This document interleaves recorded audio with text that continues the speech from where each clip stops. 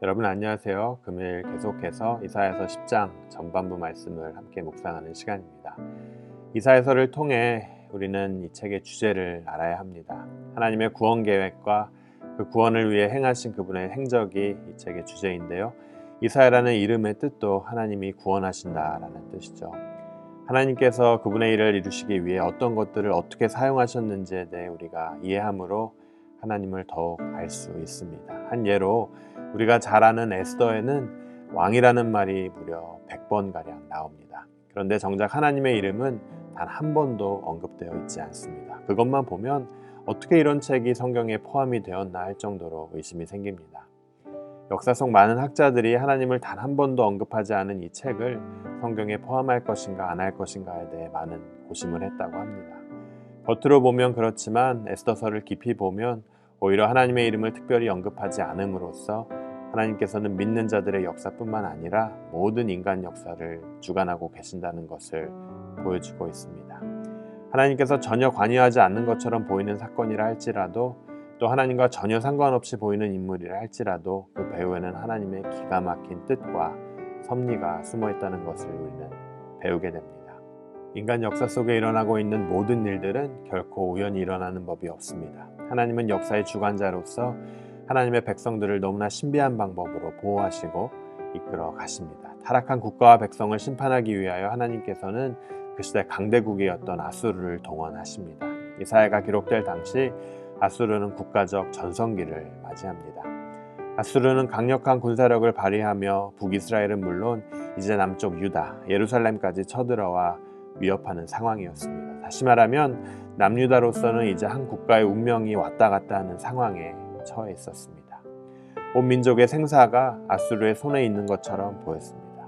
온 백성들은 불안과 두려움에 사로잡혀 있을 때 이사야 선지자는 하나님의 선지자답게 이러한 상황을 하나님의 입장에서 이들에게 설명해 줍니다. 일어나는 모든 일들이 다름 아닌 하나님으로부터 온 것이라고 전하죠.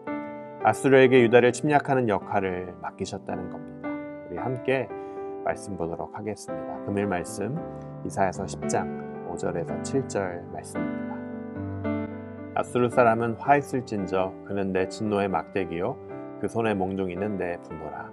내가 그를 보내어 경건하지 아니한 나라를 치게 하며 내가 그에게 명령하여 나를 노하게 한 백성을 쳐서 탈취하며 노략하게 하며 또 그들을 길거리에 진흙같이 짓밟게 하려 하거니와 그의 뜻은 이같지 아니하며 그의 마음의 생각도 이같지 아니하고 다만 그의 마음은 허다한 나라를 파괴하며 멸절하려 하는도다. 5절에서 7절 말씀이 전하듯 이들이 보낸 분이 바로 하나님이라는 거예요. 아수르 왕은 그렇게 할 뜻도 없었고 마음에 그럴 생각도 품지 않았지만 그들의 생각을 움직이고 배후에서 경영하시는 분이 다름 아닌 하나님이심을 선지자는 분명히 전합니다.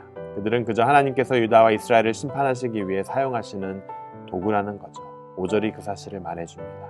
그는 내 진노의 막대기요 그 손의 몽둥이는 내 분노라.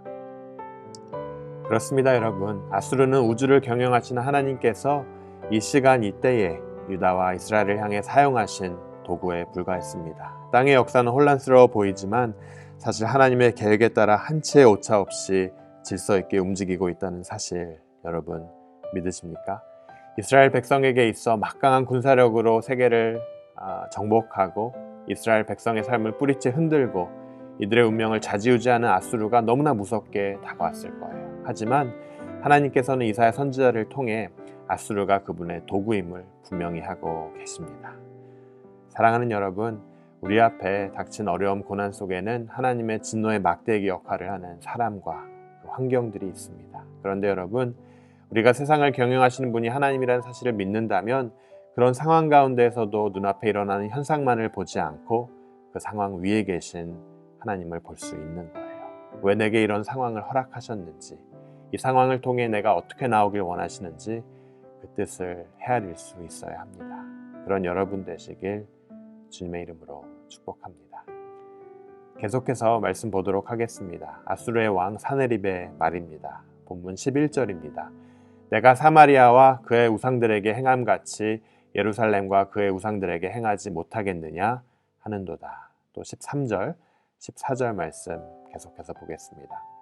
그의 말에 나는 내 손의 힘과 내 지혜로 이 일을 행하였나니 나는 총명한 자라 열국의 경계선을 걷어치웠고 그들의 재물을 약탈하였으며 또 용감한 자처럼 위에 거주한 자들을 낮추었으며 내 손으로 열국의 재물을 얻은 것은 새 보금자리를 얻음 같고 온 세계를 얻은 것은 내 벌이 나를 주음 같았으나 날개를 치거나 입을 벌리거나 지저귀는 것이 하나도 없었다 하는도다.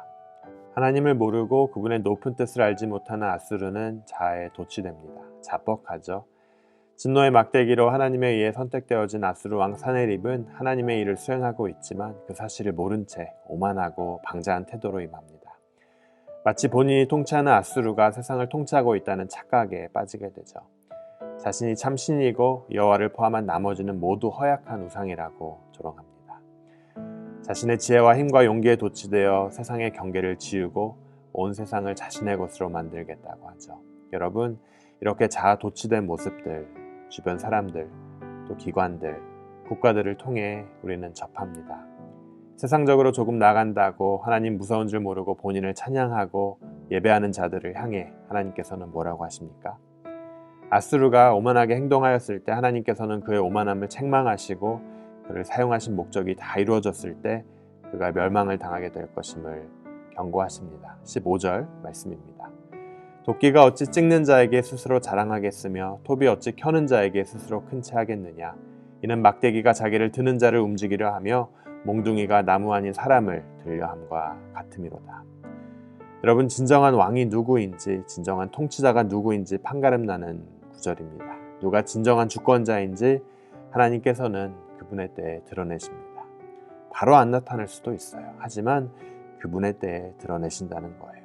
도끼가 도끼를 쥔 자를, 톱이 톱을 쥔 자를 향하여 얼마나 바보 같고 교만한 소리를 했는지 이들이 알게 될 만큼 이들을 철저히 심판하십니다.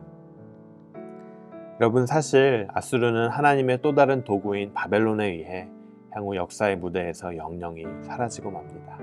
사랑하는 여러분, 하나님의 나라 외에 어떠한 왕과 대통령과 어떠한 국가가 지금까지 세상을 통치합니까? 하나도 없습니다. 없어요. 하나님 외에는 없습니다. 모든 길은 로마로 통한다는 말이 있듯 세계를 제패한 로마 제국도 이제는 역사의 무대에서 영영이 사라졌습니다. 여러분, 하나님만이 우리의 영원한 왕입니다. 그분의 말씀만이 시대를 관통하며 영원한 진리임을 여러분 믿으시길 주님의 이름으로 축원합니다. 하나님께서는 지금도 세상의 역사와 하나님의 역사를 기가 막히게 엮고 계십니다. 지금은 아무것도 보이지 않지만 믿음의 눈으로 바라보면 우리는 지금도 역사하고 계시는 그 하나님을 볼 수 있습니다. 하나님께서는 세상의 모든 것들을 하나님의 구원 계획을 위한 퍼즐로 사용하고 계신데요. 여러분, 우리는 기왕이면 그분의 진노의 막대기로 사용되기보다 역사 속에서 사라진 아수르가 되기보다 그분의 선한 도구, 그분의 통로로 쓰임받아야 할 것입니다. 아수르의 사네립은 한때 그 지역을 주름잡는 왕이었지만 하나님을 알지 못하고 본인을 섬김으로 하나님의 그 심판을 받았습니다. 여러분, 역사의 왕이신 하나님의 그 주권을 인정하시길 바랍니다.